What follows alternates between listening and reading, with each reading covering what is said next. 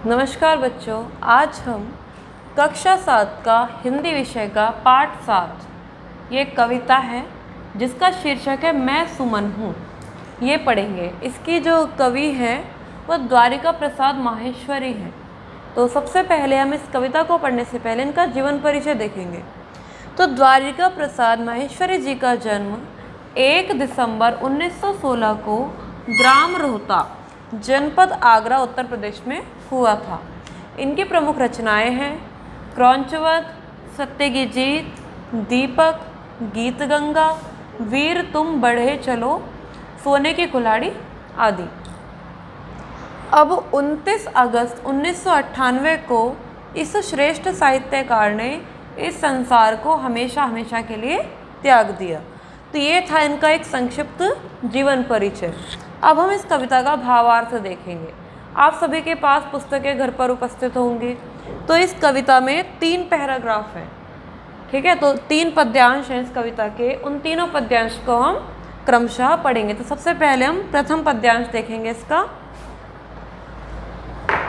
पहला पद्यांश है इसका, व्योम के नीचे खुला आवास मेरा। व्योम किसको कहा जाता है? आकाश को। तो आकाश के नीचे मेरा खुला आवास है। किसका खुला आवास है? पुष्प का। ग्रीष्म वर्षा शीत का अभ्यास मेरा, चाहे गर्मी हो चाहे सर्दी हो, हर स्थान पर मुझे रहने का अभ्यास है। तो पुष्प जो है हमें जीवन में जीवन जीने की कला सिखाता है कि चाहे सर्दी हो, गर्मी हो, सुख हो या दुख हो, कि सभी का हमें अभ्यास होना चाहिए। झेलता हूँ मार मारुत की निरंतर, मारुत यानी कि हवा कि निरंतर हवा की मार भी झेलता हूँ, कि कभी कभी तो आंधियाँ आती हैं, तब भी जो फूल है वो हमेशा खड़ा रहता है।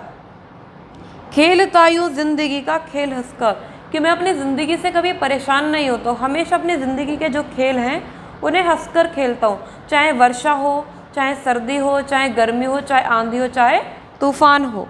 शूल का दिन रात मेरा साथ, किंतु प्रसन्न मन हूँ, कि कांटे हमेशा मेरे साथ रहते हैं। कभी ऐसा नहीं कि मैं कांटों का त्याग कर दूँ, मेरे पास ये ऑप्शन ही नहीं है। तो कह रहा है फूल कि शूल, कांटा हमेशा दिन रात मेरे साथ रहता है, परंतु फिर भी मैं हमेशा प्रसन्न मन रहता हूँ। क्यों? क्योंकि मैं सुमन हूँ। तो पुष्प ने यहाँ किस चीज़ की प्रेरणा दी है? पुष्प कहता है कि आकाश के नीचे रहता हूँ, मेरी कोई छत नहीं है, किसी घर के अंदर नहीं रहता हूँ, आकाश के नीचे रहता हूँ। सर्दी हो या गर्मी हो, हर किसी का मुझे अभ्यास है। निरंतर हवाओं की मार झेलता हूँ, जिंदगी का खेल हमेशा हंस कर के खेलता हूँ, और दिन रात मैं कांटों के साथ रहता हूँ, और फिर भी प्रसन्न रहता हूँ। कोई जीवन में दुख तकलीफ भी आए तो भी मुस्कुराता रहता हूँ, क्योंकि मैं पुष्प हूँ, सुमन हूँ। तो इसका दूसरा पैरा है, तोड़ने को जिस किसी का हाथ बढ़ता। अब फूल बहुत सुंदर होते हैं, तो हर किसी का मन करता है कि फूलों को तोड़ लें, गजरा बना लें, माला बना लें, या उन फूलों से श्रृंगार कर लें। तो फूल कह रहा है, तोड़ने का जिस किसी का हाथ बढ़ता, मैं बेहस उसके गले का हार बनता। कि जो कोई भी मुझे तोड़ने की कोशिश करता, मुझे तोड़ लेता, मैं भी खुश होकर के हंस करके उसके गले का हार बन जाता। राह पर बिछना कि चढ़ना देवता पर, बात है मेरे लिए दोनों बराबर। पुष्प कहता है चाहे देवता पर चढ़ना हो या फिर चाहे मुझे किसी के रास्तों पर बिछना हो, मेरे लिए तो दोनों ही बात बराबर है। यानी मुझे कोई फ़र्क नहीं पड़ता कि कोई मुझे अपने गले में पहनना है, या फिर किसी देवता पर चढ़ाए, या फिर किसी रास्ते में बिछा दे। मैं लुटाने को हृदय में भरे स्नेहिल सुरभि कण हूँ।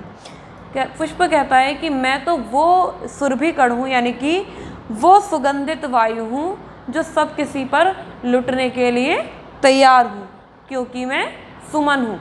यानी मेरे अंदर की जो खुशबू है, मैं चाहता हूँ कि मेरे अंदर की जो खुशबू है वो भी सभी जगह फैल जाए, सभी को उस खुशबू का आनंद मिले।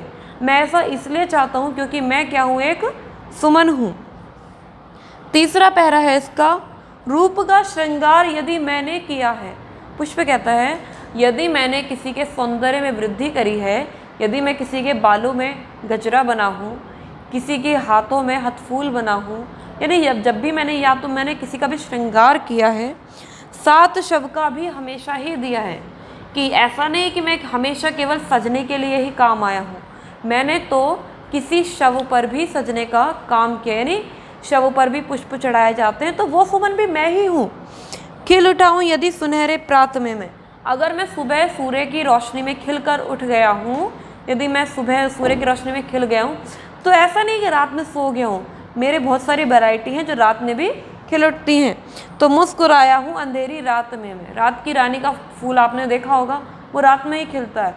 तो क्या कह रहे हैं कि यदि मैं सुबह सूर्य के प्रकाश में उठा हूँ, सूर्य के प्रकाश में खिलखिला रहा हूँ, तो मैं रात में भी मुस्कुरा रहा हूँ। ऐसा नहीं है कि मैं खाली दिन में ही उग रहा हूँ, दिन में ही खिलखिला रहा हूँ। तो पुष्प कहता है मैं तो रात में भी मुस्कुरा उठता हूँ।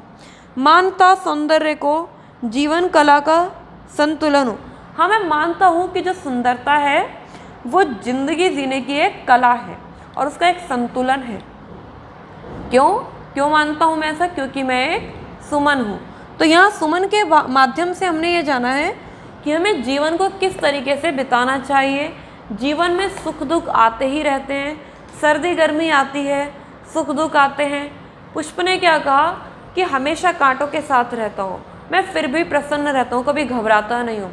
ऐसे मनुष्य का जीवन है, उसमें हजारों दुश्मन होते हैं, कभी कभी कड़वी बातें भी हम सुनते हैं, बहुत सारे लोग हमें मारते भी हैं, डांटते भी हैं, लेकिन उन सब की बातों का बुरा नहीं मानना चाहिए। क्यों? क्योंकि पुष्प हमें क्या कहता है कि हमेशा जीवन में समान रहना चाहिए, चाहे सुख हो चाहे दुख हो।